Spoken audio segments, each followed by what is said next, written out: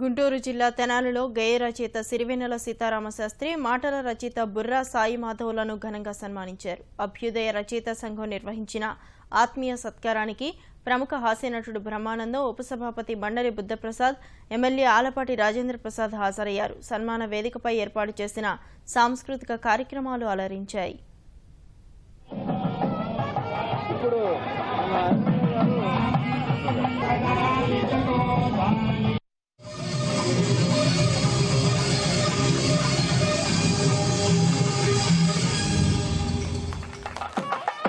గారు కూడా ఈ కార్యక్రమాలు చేసి ఉన్నారు.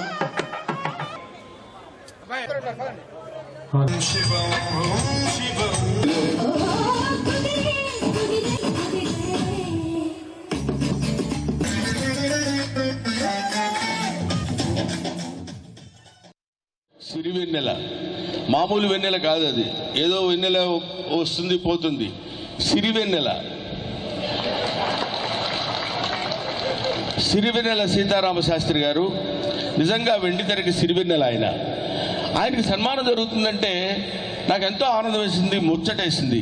అది తెనాలి పట్టణ ప్రముఖులు చేస్తేనే బాగుంటుంది, తెనాలి పట్టణ వాస్తవ్యులు చేస్తేనే బాగుంటుంది.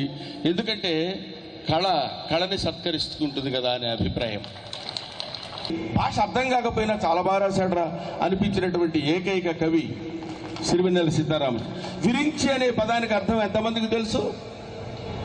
విరించిడై అన్నాడు. ఆ పాట కొన్ని కోట్లాది మంది అలా నోళ్ల మీద పాడుకుంటూనే ఉండేటట్టు చేయగలిగినటువంటి శబ్ద గాంభీర్యుడు సిరివెన్నెల సీతారామ శాస్త్రి.